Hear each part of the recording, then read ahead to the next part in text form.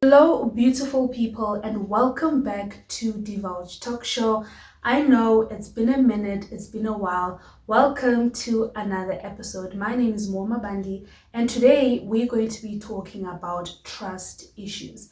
Now, this is a topic that has actually been inspired by Myles Munroe Jr., and I came across his podcast last year, and on my way to the gym, I'll just listen to him because I just felt like he really has a lot of really good things to talk about. And one of the topics he spoke about was trust issues. Basically, he was talking about himself, his father, the late Myles Munroe, and it hit home because then realized that, you know what, I've got trust issues. I mean, it's something that I knew that I had, but you know, when you listen to people talk about these things, you do like a self-retrospection and then you just like, you know what, I've got trust issues. So this topic definitely made me re-look into my life from the past to the present and made me realize that I have trust issues. So besides that, it's also one of the things that a friend of mine picked up during a conversation we were having. And yeah, trust issues is definitely something that is part of my life, and I'm not saying this to praise it or anything like that, but I do believe like every one of us has some sort of trust issue problems and that kind of a thing. Okay, but where do these trust issues come from and why do I have them? So basically in this episode, I'm going to be sharing more about myself. Just to open up about who I am and why I actually have these trust issues. So this is a question I'm answering today, and perhaps you can also do a self-retrospection. Ask yourself, why do you have trust issues? Look back at your childhood, your background, how you were raised. Those are some of the things or factors that contribute or cause us to have trust issues. I also wanted to give an example that we were all born with trust. The moment our parents gave birth to us, we were just born. Perceive it as, or look at it as a green bar on 100%, and that is your trust. Your trust is on 100%.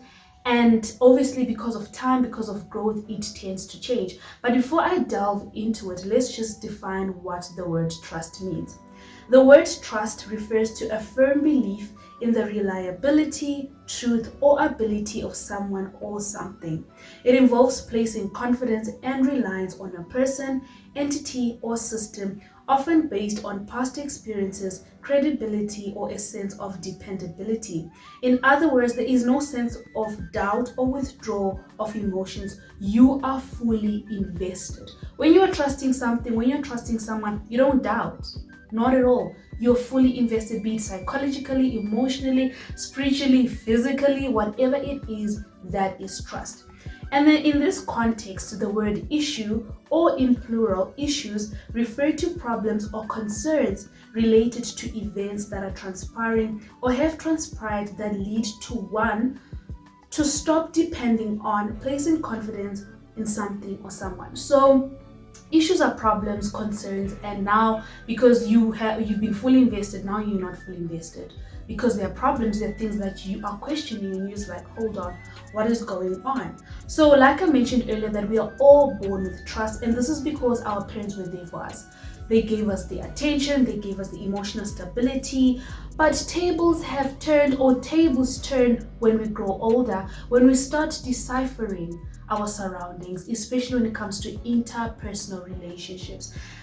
This is when you're now going to school, when you're interacting with people, when you get betrayed, and all those kind of things. For example, friendship loss, rejection, bullying, discrimination, and more. And slowly you start building trust issues, or they start building in your head, in your mind.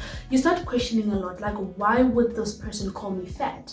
I trusted this person to be my friend. Or sometimes you tend to lose trust in yourself because when you are being bullied or when you're being discriminated, you sort of lose the confidence and the love for yourself. And then you don't trust that you are beautiful, or you don't trust that you are whatever you had believed or trusted that you were.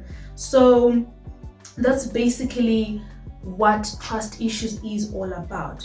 So on a personal level rather, initially my trust issues began when my parents separated. So in this instance, my dad left us, and I would like to believe the world turned its back against us. That is like relatives, friends, like the people you grow up with, because the people that were just present disappeared. That is when my trust issues began. I was only 13 years of age, and honestly, I just needed the love, the attention, the reassurance throughout these years, especially from my dad. And because of that, it made me feel like, why should I trust? If my dad can betray me, or if my dad can do this, then who is just a mere friend, or who is just a mere relationship or boyfriend or something like that? So immediately or gradually, trusting was just out of the picture. I would just not trust anyone. And it didn't end there. It's something that I grew up with. Even now as an adult, seated in front of you guys, trusting is just kind of difficult for me. When it comes to friendship and relationships, they came, they went, and it actually raised the trust issues bar, because obviously not everyone who you call your friend is going to remain faithful or is going to just be that friend. One or another, they're going to betray you. One or another, the relationship is going to end. So that causes, or that also caused me to have trust issues. And then one of the negative aspects that came with my trust being diminished is that I tend to leave room for disappointment. So I can be friends with someone, and in my head, I'm just like, okay, I want to be friends with you, but I want to leave a room for disappointment, because in my head, I'm just like, anytime you can just leave. Anytime you can just disappoint. You know why? Because there was a time my dad just left, and there was a time that he disappointed. So it's now easier for me not to trust than it is easier for me to trust. I don't know if that makes sense. In other words, I find it more difficult to trust, but I find it easier not to trust because of, obviously, earlier I mentioned circumstances, background, how you were raised, etc., etc. So always when I leave room for disappointment, I'm always telling myself I'm protecting my heart, which kind of works. By kinda, I mean it doesn't always work. I'm human, I've got emotions, we get attached to people. So sometimes you do feel like, oh my goodness, I really loved this person, but that kind of a thing.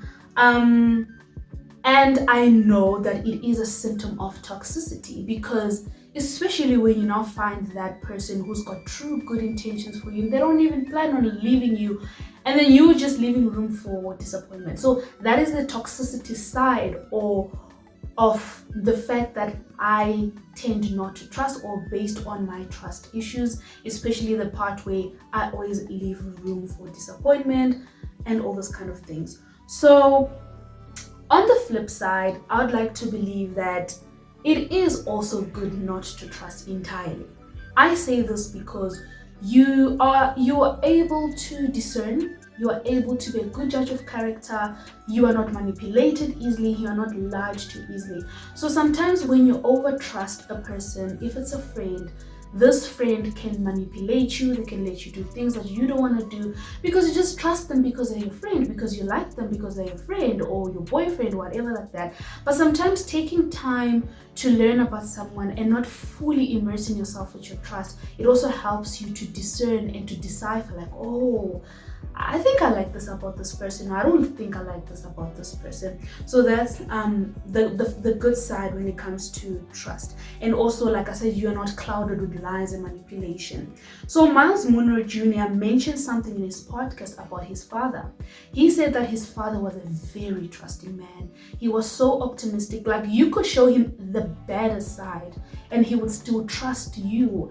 And he said because of that, it led people taking advantage of Dr. Myles Munroe or using him. And Myles Munroe Jr. spoke about how him and his mom were actually very good judge of characters. So it was not very easy for them to just trust a person that came into their lives in the church or anything like that, or in the family, because it's just not really a good thing to just trust a person because you've seen them. People are good with words, people are good at pretending, people are good at lying. So it's always important to don't cancel the person totally, but just have a balance. I think just like people always talk about, life is all about having a balance. So I think the trust issues topic is very broad, but these are some of the things that I just wanted to talk about. And it's also important to realize that do not criticize yourself. I tend not to criticize myself. a lot because I don't trust people. Because in the words of the late Archbishop Ezekiel Guti, people are people. There's one thing about people, even myself, I can disappoint someone because I'm a person. I'm not perfect. So no one is obliged to trust me fully because I'm a person. Not that I've got the intentions to hurt people or anything like that, but I can do things out of character without actually knowing that this is hurting someone, and that makes me a human being. So that is why the trusting or trust itself is a whole balance. Just to end the conversation, once upon a time I had a conversation with my psychologist, and I opened to her about a certain friendship of mine that ended, and it affected me. I mean, there was a point I was like, oh, okay, friendships end, but there's a point I was like, oh my goodness, this really affected me. And one of the conversations, or one of the questions she asked me is, have you not built walls around you so that people don't get close to you? And I said, yes, I did. And I did that, or I do that because it's not everyone that I feel needs to be in my life, because people can be contaminating, people can be toxic. So the walls are there, but then I think I do have people that I have let in, like people that I've just like said, you know what, I can trust them with whatever I'm going through in my life. I can trust them with how I feel and all those kind of things. So I think it's a balance. Like I said, there are certain people who have built a wall. You cannot jump over that wall. You cannot come through the gate. If you're an acquaintance, I will keep you there. If you're a friend, you're a friend, but there's a certain line that you cannot cross.